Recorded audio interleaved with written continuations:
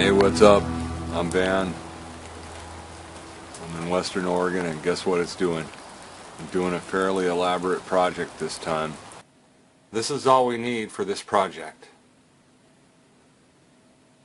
Main thing is you got to form a loop, alright? So let's just stab through these two. Oh, come on. Oh, the freaking needle stabbed into the... Come on. Alright. Commonly what I'll do here is I'll get distracted at this point by the cat or something, and I'll pull it all the way through, and all the beads will fall off, and I got to start over. Now, how much of a tail do you leave? This is too short. Alright? Envision you want to have enough to at least tie everything off, and this is just about enough, but it's only like a couple inches. I'm going to go ahead and leave a foot.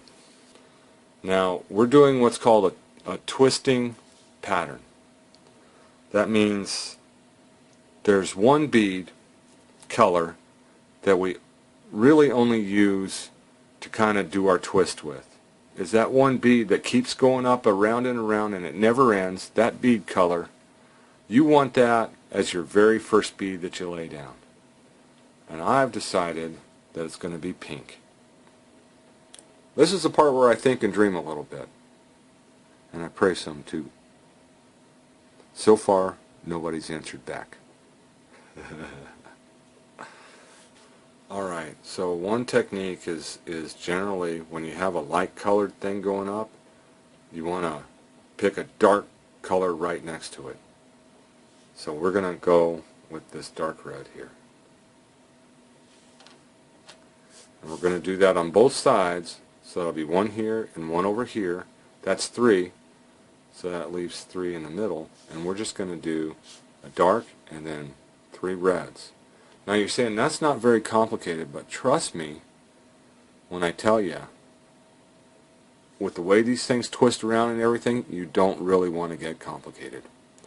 You can, but the macro effect will kind of get swallowed up by the complexity. I don't know. You know, there's any number of ways to skin this. But I'm feeling like right now what I want to have is solid panes of red bordered by dark red. Did I pick up another one? No. And then with the string of pinks running through. So it's not so obvious now, but I've already finished the main body of the piece. The rest is just execution. And it all happened in a split second. Yeah, people think, well, design work, that takes a lot. Well, I'm like, no, it doesn't. It takes no time at all. It's just sitting there waiting for you to discover it. You just let it happen, man. Okay, so this is what it looks like after you've got a few rows done. And you can see the tubes forming up real nicely. Yay! Nothing inside, right? I always thought maybe you could secretly put stuff inside and sew it all the rest of the way up, and it's there and nobody knows about it, and it's kind of cool. Yeah, but I haven't advanced enough to even know what should go inside or if anything should be said about it or anything. But anyway, right now, this is where we're at. And I stopped here. It doesn't really matter because this is going to, I don't know how long it needs to be, but what I did want to show is how you go about closing it off. So I'm going to do a few rows of that. To close it off, you're going to need how many rows? I forget, but let's do it anyway. And the way we do that is, you see I've come out here, and I'm going to go ahead and continue, but it's going to start changing, okay, because we're going to start closing off. So again, the first one in the row, always, no matter what, is going to be a pink. I find it interesting that when I suggested pink to the person for this necklace, they said they hated pink. That's for a woman. Most women love pink. So, I put the red on. You see, I did the 2 reds, and then instead of a 3rd red, because I'm closing off, I put dark red, right? And now I'm going to put on a 2nd pink. And that's the way the rest of these kind of go when we're closing off. And you can see at this point You know, that's where we started just a few steps ago with our initial V, and that guy's come all the way up and joined here. I'll go ahead and do a few more so we can see the start of the new section. And you notice when I pull, and you'll see that line go taut, I'm putting a little bit of pressure on there, and that's what keeps it snug and keeps my tube being tubey. But it looks like I screwed up there. You see that? What the hell? Let's figure this out. That indicates I got wrapped up somehow. Yep, see that thread got wrapped around. There it goes. That's nice. Okay. You can see on these things, once you get in the groove, you just go and go and go. But the danger is you just keep going and you don't count, right? So there's been plenty of times where I've made that mistake and gone too far and have to undo a bunch of rows, and I'm all upset. But that is essentially the pattern for the body of the necklace. So we're going to do some counting. I'm going to add a whole bunch of stuff and kind of run this thing out of threads, and we'll come back and look at it. I've been doing a bead counting method with the pinks so I don't get lost, go too far, that kind of thing, and it's working out pretty good. These pink guys here, I count out 21 of them. When I get to the spot where I want to start my next section, I count out 21 of these guys, and I can just simply execute, and if I'm careful not to drop any beads on the floor or anything, once I use up these 21 beads, I'm right back where I started. Pretty cool, huh? 27 inches, that's our goal. And we've got 10 inches here done so far, 17 inches to go. I think easily we'll get 12 inches, maybe more, out of the end pieces, but those have to be done because it's not just a standard pattern. We're going to be putting names. We're going to encode names and other information into our necklace, and we're going to do it using Morse code. So the one person's name is Norma, so we're going to put in N-O-R-M, and then there's an A up there. There it is. Then the other person's name was Wayne, W-A-Y-N-E. Now there's a couple different ways that I know of to encode things, but you just do short pieces and long pieces with spaces in the middle, and it turns out looking pretty good. But to do that, we got to start from scratch again. Where's those starter beads? I did 2 more pieces to put the names on the end. That's kind of where I started, and here you can see one piece that's completed. I finished all the way up to the name, and I stopped there. Then I did the other piece to do the same thing,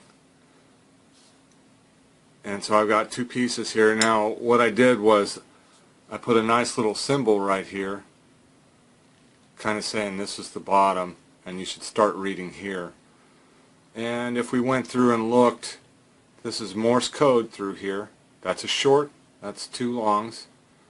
So when we look on the chart, that's a W, then a short and a long, that's an A, and it goes on Y, N, and E. Wayne was the guy's name. And then over here spells out Norma, again in Morse code. Pretty cool. In the last twisted necklace I had done, when I had embedded the name, I'd actually kind of put dots and dashes in the middle of this, and that was fine too. But here I wanted to have I wanted to try a different effect just to see how it would work, and I had a lot of length to go, so I'm like, well, I'll just try this out here and see how it works. It is clashing a little bit color-wise. I did use an additional color of pink, and maybe it doesn't match. We'll see how it turns out. Alright, so here's the completed body of the Bolo. you can see this is the part here that would go around the neck, and then these ends trail off. It's a little short. I'm thinking about either adding a couple more inches on here before I add the fringe. Another option would be to go ahead and open it up here. So I'm trying to size the fringe here, and I'd originally said, hey, a fringe of 6 inches, but you could see that's ginormous. So I thought maybe a fringe of 4 inches would be a little better. I think 3 is getting a little short, but you could still do that. And anything below 3 inches is kind of dinky. I don't like it. I'd envision something fairly long and elaborate. So we'll shoot for 4 inches. And the next thing to do is to take a length of thread and go ahead and mock up a couple of designs and see what they look like. Here's a couple of sample fringes that I did. A real simple one that's just pretty much a straight line with a loop of pink at the bottom. When you tighten it up, it tends to turn into these bars like this. This one's much more elaborate. It comes down and it bifurcates here, and then it bifurcates again. Bifurcate, that's a fancy word for splits in half. So it splits here and then it splits again. Now I'm making these pretty symmetrical, where it's the same count of beads on each split and all that stuff, but there's nothing stopping you from making one smaller than the other, or not using the same number of beads. Or I have it split in 2, you could have it split in 3 or 4 in one spot. Do anything. This is kind of one of these places where you just let your brain go hog wild. The thing I want to note though is look how many more beads you end up using for these more elaborate fringe pieces.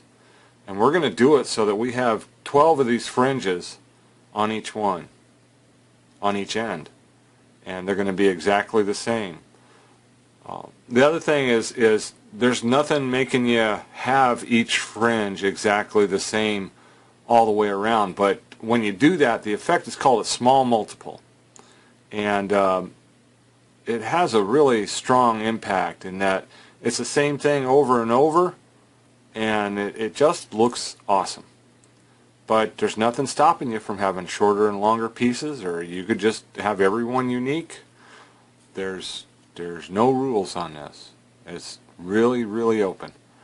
But you know how much of a fan I am of the repeating patterns and things like this, and I've found that you get a really strong effect when every single one of them is exactly the same.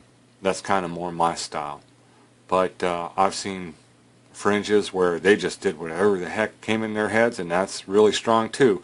This says more about the person and the piece than it does anything else. And as far as symbology goes, you could argue any way you wanted to. You could say, well, their lives, every day was a new day, and it was like a new whatever, and so that's why they're all different. Or you could say, hey, their love was strong and consistent from day to day. It was beautiful and the same every single day. You can't get much better than beautiful. So maybe you could even put some symbology like, well, they had one year that really sucked, and you'd have one that was shorter or something like that. Or, always consider with the fringes or any of your work, what's it symbolize? What's it mean? Is there a meaning to it? I mean, we're doing these real obvious things with, embedding their names as Morse code here. You could get, other symbols too, like this, 8 years. If you look, these red guys, there's 8 years, 8 of these guys right here, and that's one for each year that they were married. What you want to communicate is up to you. I'm doing mine using the same colors that I did for pretty much the whole piece, because I want it to all be related, but you do whatever you want. That's what it's all about.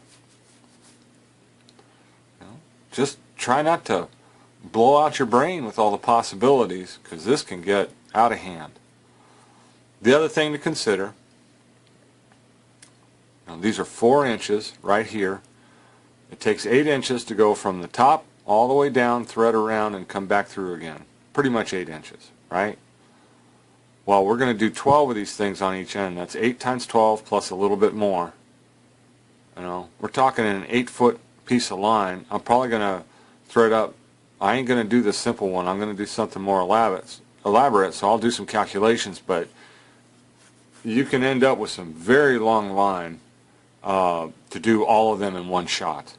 And that's what I'm going to try and do on this. So be aware, you're going to have to go very slow and be very careful. And if you screw up, oh my God, going back and undoing, it's a nightmare. I mean, it can be done, but you're definitely going to be walking on a trail of tears, that's for sure. Yeah, I did my mom's hanging thing, and I screwed that up about 5 or 6 times, and it was horrible. I tried to do something where I had a different pattern on each one, and it kind of all connected into this big pattern, and it was a nightmare. Okay, so we got our first one done, and if you recall, we came out of this bead here, went down through our fringe, came back up, and we went through this bead right here. Now, if we just wanted 6, we would just do the same thing, put this fringe on here and go through the next bead over, but I don't. I want 12. Well, how am I going to do that? Well, any number of ways, but what I'll do is I'll take this guy, I'll do another one right here, and instead of going through the next bead over, I'm going to come back around through the same bead like that. So you can see this, it forms a loop there. And then I'll put the next one in between and the next one on and everything. So let's get that next one going on. So now that I got my pattern worked out, I strung on all the way down through here, and I went ahead and pulled all the way through, pulled all the beads up tight. Then I strung back through and I did another pull. I'll add all these guys, pull through again, string back up, pull through again, string back all the way up to here and do the final pull.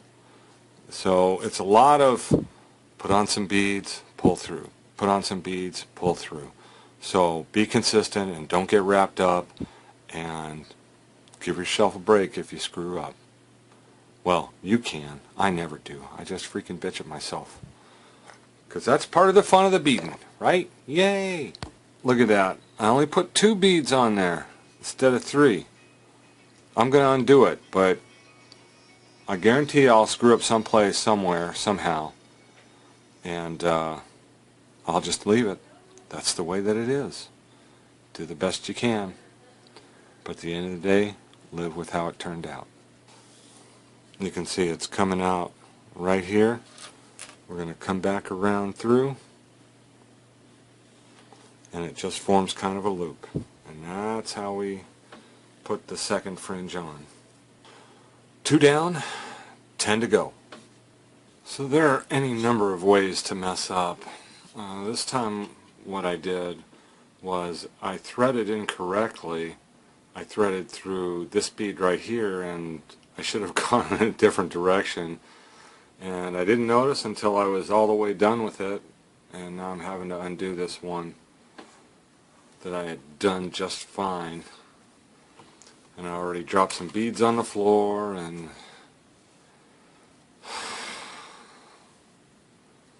yep. Yeah, I can always tell when I get self-congratulatory and say, oh, you're doing such a wonderful job, that means for sure I'm about to mess up huge. So, humility, oh, you are a harsh mistress. Here's what the finished fringe looks like. Pretty cool, huh? That's going to hang down there? Nice. You get that, it's the same thing over and over. You get these small multiples and they just really look sharp. Also, if we look at one particular piece, there's a longer part to that one and a smaller part to this one. And side by side they hang there like that. And you get all of them put together. Really sharp little effect. and you can see the colorations that I did. They band together. It just looks really nice. Unfortunately, the necklace is too short. I've looked at it and looked at it, and there's nothing for it. So what do you do when a necklace is too short? You make it longer. Where do you make it longer at? Oh, somewhere here in the middle. I'll just cut it, and we'll add in some more. And because it's the same pattern over and over, that's how it works. Now if I had to shorten it, it would be the same way. I could cut it out and sew it up and then sew it back together and pull some beads off. But in this case, it's not long enough, so we're going to add some length to it. Where's my scissors? Oh. What's the crappiest part of the beadwork? Let's see, is there any section I don't really like? I think right in here it's not feeling like I did a very good job. It's a little looser than I would have liked. It kind of kinks up funny something. I think I'll cut right in here. So, when you cut, it's really good if you get in where you've been going through twice. That's a good place to cut, right there. Oh no, there's no going back now. It's done. Yeah, if it were done, 'twere best done quickly. And that's what I did. Now, what you will encounter on things like this is you'll sometimes encounter where you tied off your piece and it gets really a bummer. But essentially, we just got to pull off enough rows to where we have a long enough that we can tie it off. That's really all there is to it. So we'll go ahead and do this, and then we'll tie off each end, and then I'll add in a whole nother section, probably about that much. Let's see how it goes. So I went ahead and added in some more over here. Can you tell? No, only that it's longer. That's what's nice about having a repeating pattern like this that repeats lengthwise. You can add more stuff in and no big deal, right? Wow. That is looking... You know, sometimes I look at my own stuff and I go, wow. That's cool. Yeah. I'll get tired of it in about 10 minutes, but right now, for this moment, wow. That's a really stunning effect right there. You know, that's going to look super. Alright, I'm going to go ahead and smudge down one more time. Can't hurt anything, but I really, really, really want to get this right.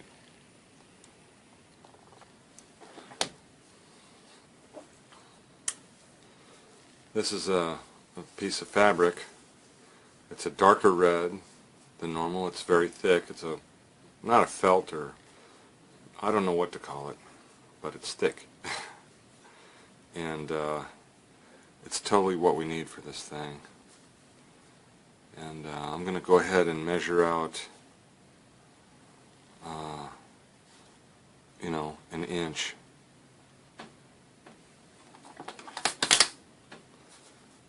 Don't really, you know, you could measure, do whatever, but a lot of this stuff, I get even nervous using metal instruments around it. Just, let's go ahead and just, all I'm doing is getting some smoke on the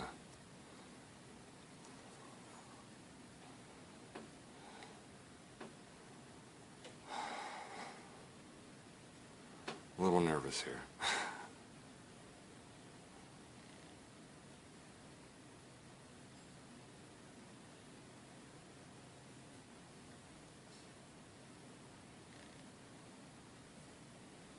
Okay.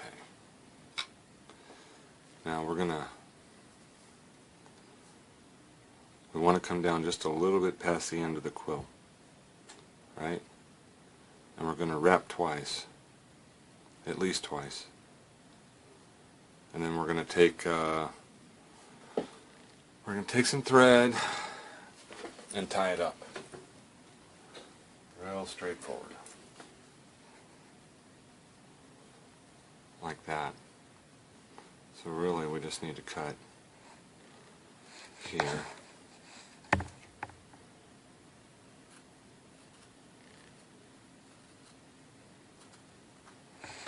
If you go a little more than twice, no big deal, right? But you want to try and get at least twice.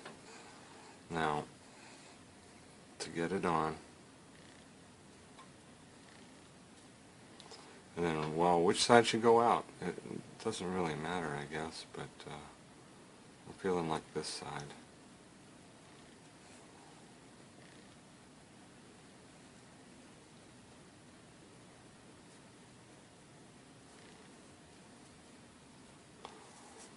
Now, my teacher said you should poke through the feather, but I have not done that. I found that it's not necessary.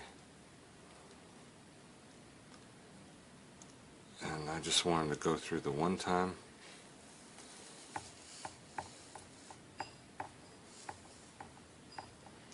And again, with this wrapping here, all I'm going to do is, you can see which direction I came through. I'm just going to start wrapping really, really just as tight as I can.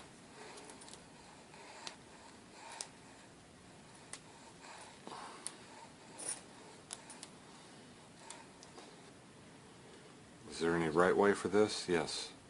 Your way. And try not to stab yourself, as always. Let's do another one right here.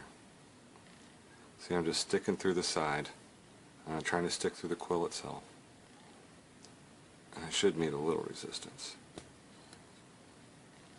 I'm going to go ahead and half hitch this guy.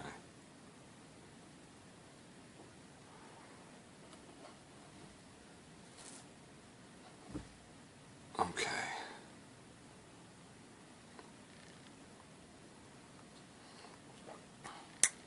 You want to finish up in the middle of your quill. Don't go on the sides. And I got a little nubby there. I suppose I could melt it, but you want to be careful. And you want to use the lighter that works.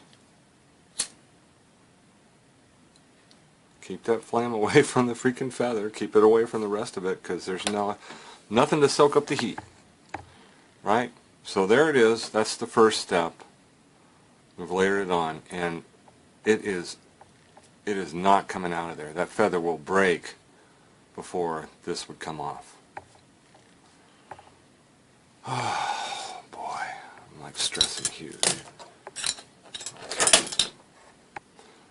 And we are here at the end, and this part right here is going to end up coming right down there.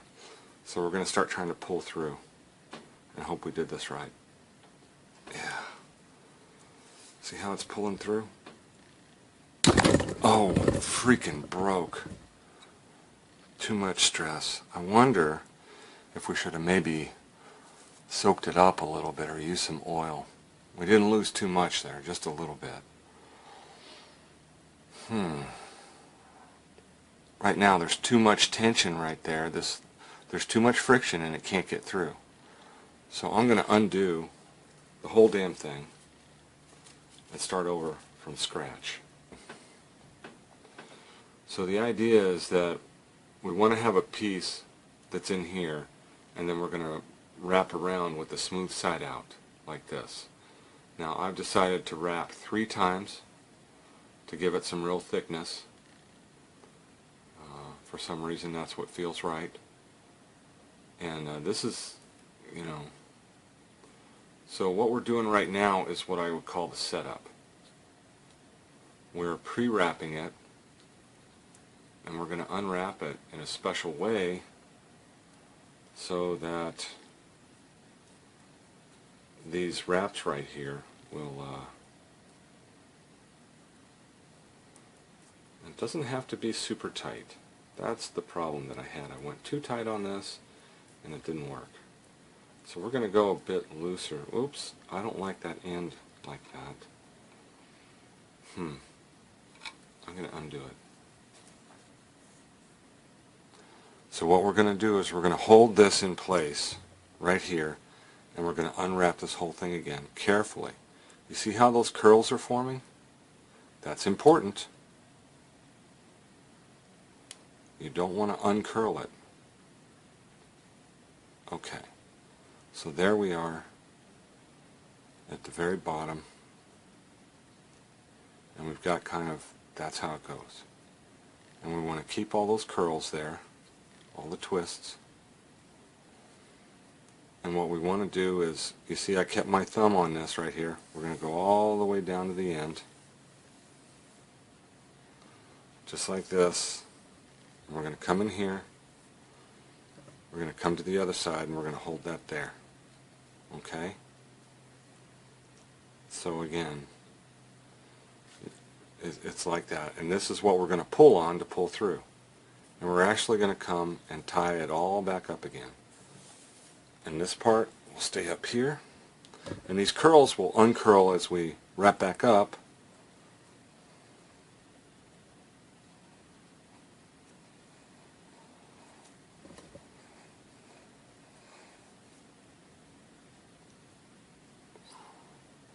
Getting it started is a little crazy, but, and don't go tight.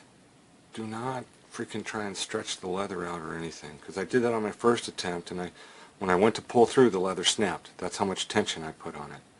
There's a lot of friction going on in here. So you can see it's starting to curl up here around the feather. As we unwrap, these curls will balance out each other, and that's what we're after. So now we're coming back down the other way. Again, I'm trying not to freaking get it too tight. I'm trying to keep this all straightened here.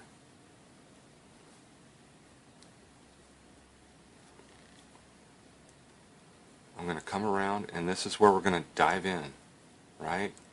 Just like that. So let's see if this, how we did on our curling here. Look at that. You see how that totally straightened out again. Nice. And we're going to try and just pull through. Come on. Alright, it's pulling. You see that? Look at that. There it goes. Come on.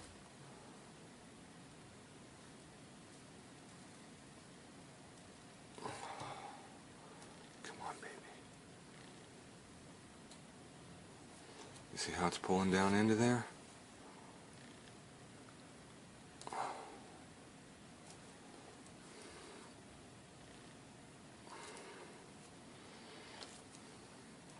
Okay, that's about as good as I can do, but you get the idea.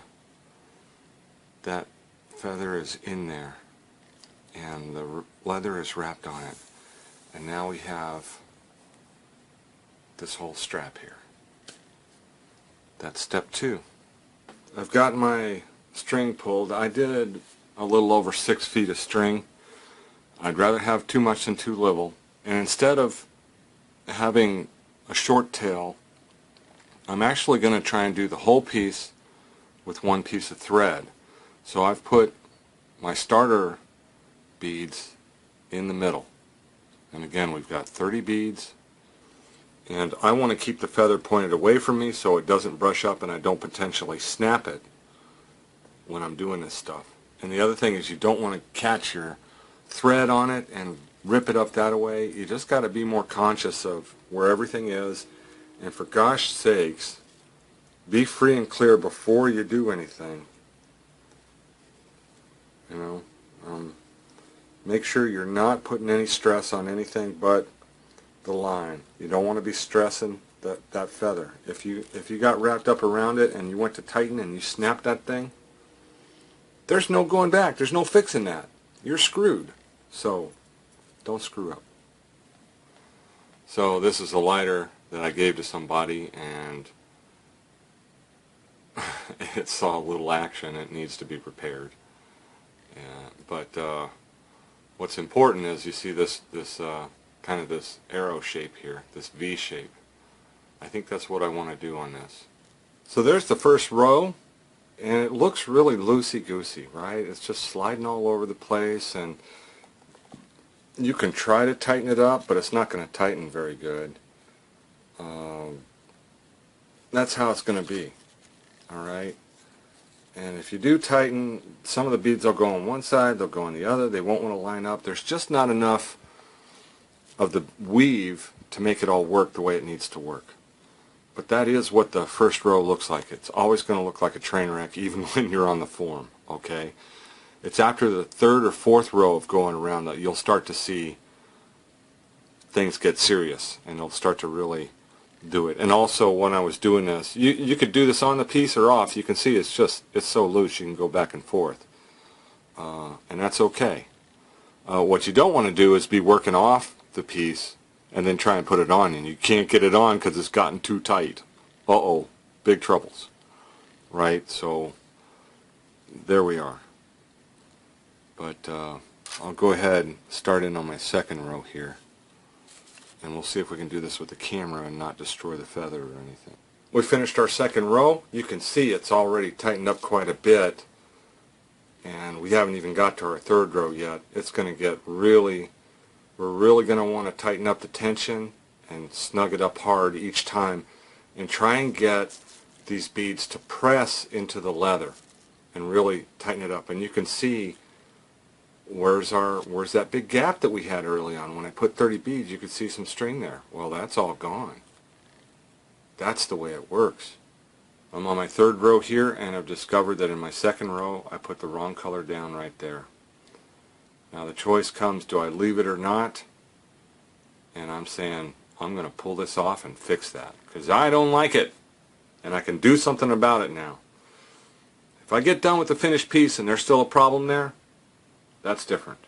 Another common mistake that I'll make is I'll get caught up in my pattern, and I'll actually miss where I was supposed to do 2. And if you look right in here, this is where I was supposed to step up to my new row, and instead I just beaded over it, and I missed it. And I didn't figure it out until I got over here. I'm like, shouldn't I have stepped up by now? Shouldn't I have gone through 2? And I go back and look, and I find my mistake right there. That bead right there, instead of going through this guy, I should have come in underneath. And I start to notice a problem. So the top is finished now, and you can see we've got the top part of the V right here. Instead of doing a fade or anything like that, I did a side by side, so it looks like this. And again, it's the same thing over and over 5 times around the edge.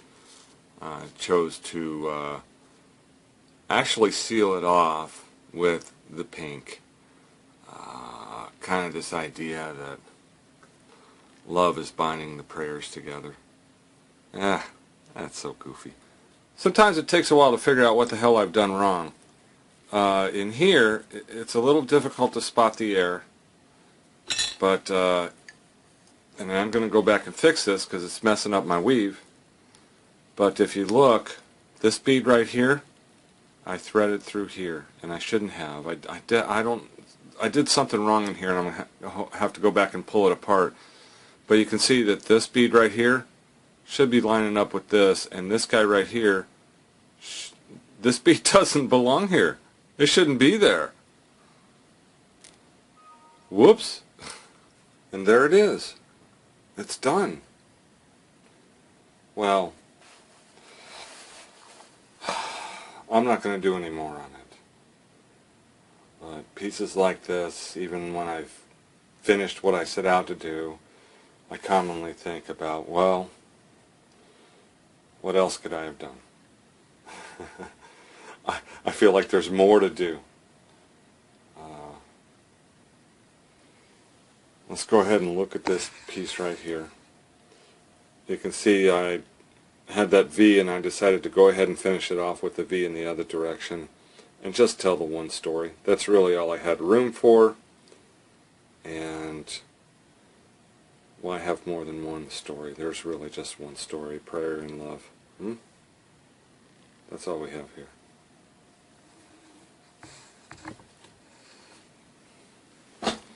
Once again, looking at this fringe, turned out great.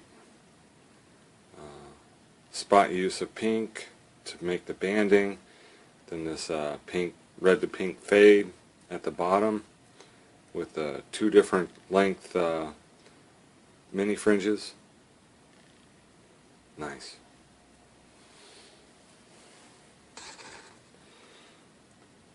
The symbol there is fine. So when we look at this Morse code name here, you know, in this case it's still Wayne. I keep picking Wayne. It's a little hard to see on camera, but I don't think that the demarcation between the pink and the red is as strong in real life. It's more muted. The other part is that this is really the only place where I use that second color of pink here and then a little bit on the fringe. And it really, if this wasn't here, I'd have a real problem with all of this really rich red showing up in this pattern here. I'm glad I decided to put this little counter for how many years they were married.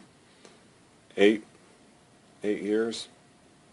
That really added to, that provided a demarcation between the body of the piece and the naming section here at the end.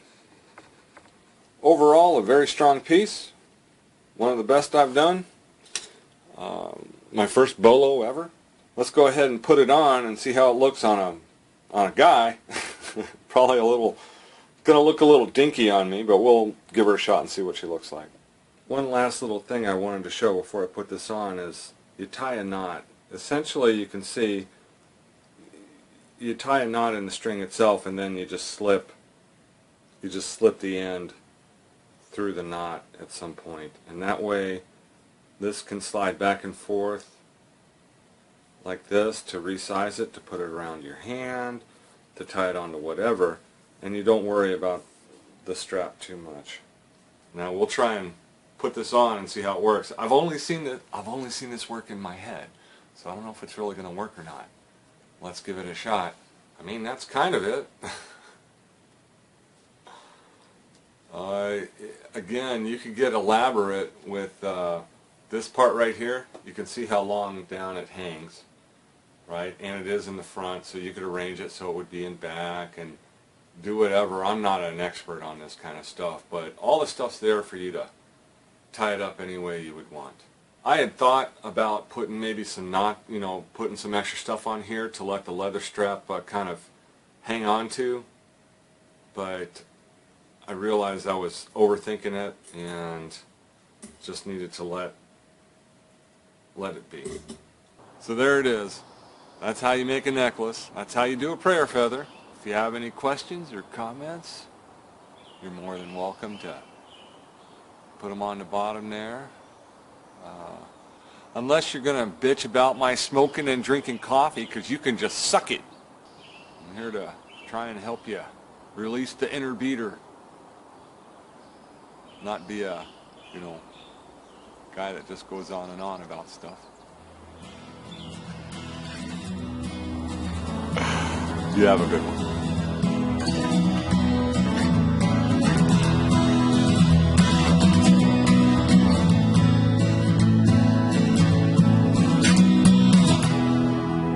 Days where it's going to be rain and sun.